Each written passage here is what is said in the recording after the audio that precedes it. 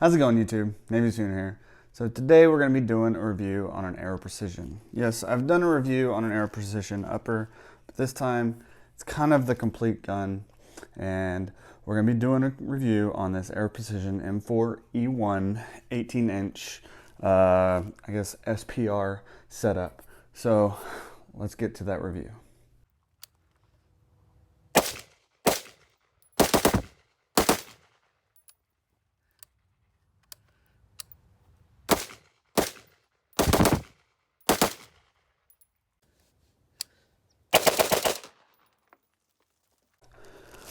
Okay, so let's get right into it. The barrel that it's using is obviously, since it's coming from Aero Precision, a ballistic advantage barrel. It is 18 inches, stainless steel, 1 8 twist, 223 wild chambering, and it comes with an A2 flash hider. Obviously, that's not on there anymore.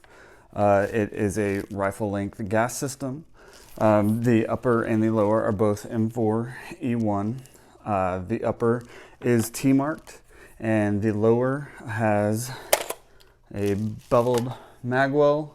Let me show you that it's safe. It has a beveled magwell, and the trigger guard has lightning cuts.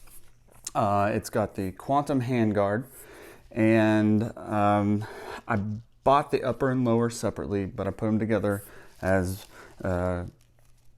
an Aero Precision M4E1 full rifle.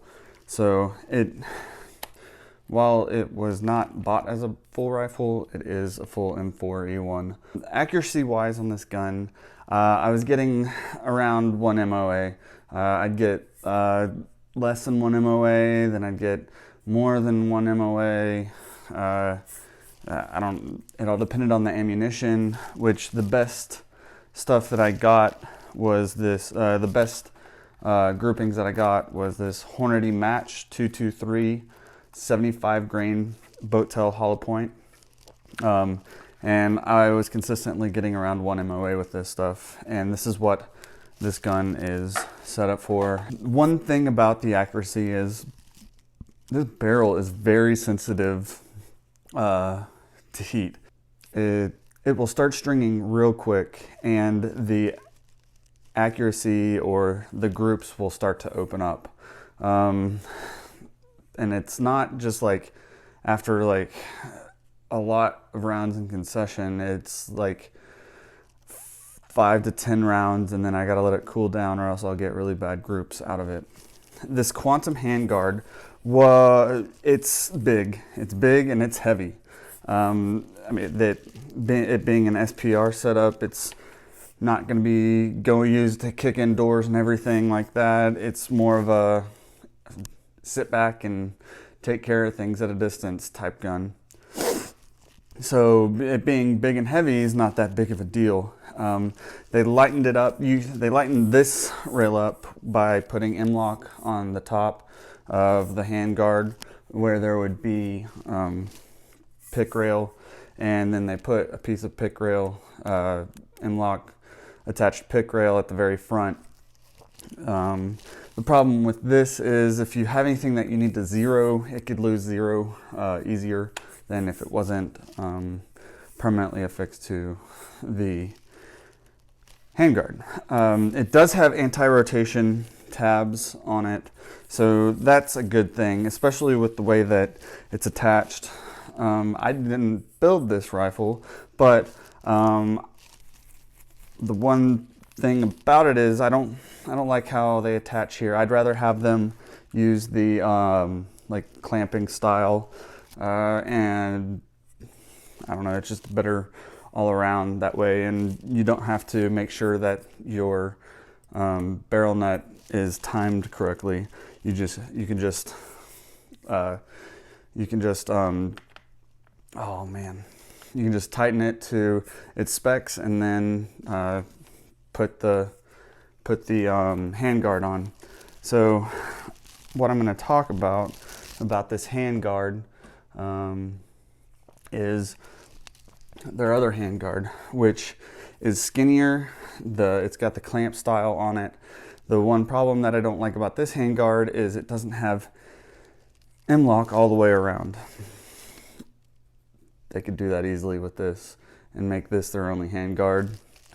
But it being a heavier rifle, it could mitigate recoil. And let's get this bad boy back up here. Mitigating recoil means faster follow-up shots. So that's one good thing about it being so heavy, but they could have done it better. Still not bad. Yeah, that's it on the handguard. The problem I had with this was it wasn't properly cycling. Now, some would point to the fact that I have the carbine length buffer tube and spring and buffer in this, but I put this on this upper onto one of my A2 style lowers that I have, and with the rifle style system, it wasn't cycling properly. So what I have in it now with this carbine length, with this carbine buffer tube, is a regular carbine buffer with the lightest Springco spring in it. So, and it's working good now. What I think is the problem is the gas block is a little canted and may not be getting enough gas through to cycle properly. Also, the gas tube has a lot of carbon buildup on it. Now, I understand gas gets through there, but there's a lot of carbon buildup in there, and it's nice and black and brown on the tube there. So that might be the issue. I'm gonna send it back to Aero Precision and be like, hey, can y'all take a look at this? I can do it myself, but guess what? I paid money for this to be built properly. They can fix it. Hopefully they will. I'm pretty sure that Aero Precision is good guys and they'll do that for me. So let's just go over the setup that I have for this gun here. I have the primary arms 4-14 Arc 2 MOA scope here. Arc 2 MOA is the reticle in there. Then I have some cheap 45-degree offset iron sights that are not foldable. I don't like having folding iron sights for like an offset if you have to go to quick transition, because I mean, if they're not unfolded, then you have to be like, hey sir, stop shooting at me for a second. I gotta pop up my sights real quick. So that's why I like having them like this, and they're pretty sturdy and been working for me just fine on this gun and many other guns. The Aero Precision, I have a Seekins charging handle on here, DSG Arms 2-stage trigger, which is about 4.5 or 2.5, can't remember, but it's pretty light and it works pretty good. Then I have a dead air muzzle brake, which helps mitigate recoil pretty well, and this gun stays down and you can get really fast follow-up shots. And then I'm also running a Caldwell M-lock bipod. It's carbon fiber legs, and then I've got the Magpul K2 grip and the Magpul SLK stock on there.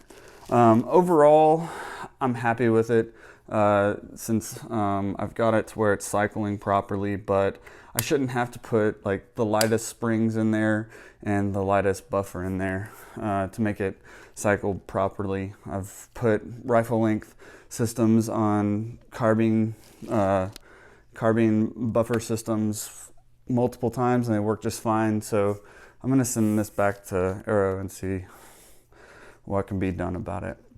All in all, Aero's a great gun, great company. I have no qualms with telling you to buy one of these. If you want one, get one. If you want one, get one. If you want something else, ask me and I'll tell you.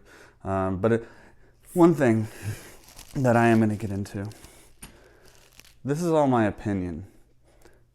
If you don't like my opinion, I'm sorry, you don't have to be a jackass. So it's an opinion. It's not fact, except for the specs that I'm telling you. My opinion on if I like a gun or not is basically based on my mind alone. So, yeah. Anyways, that being said, Navysooner out.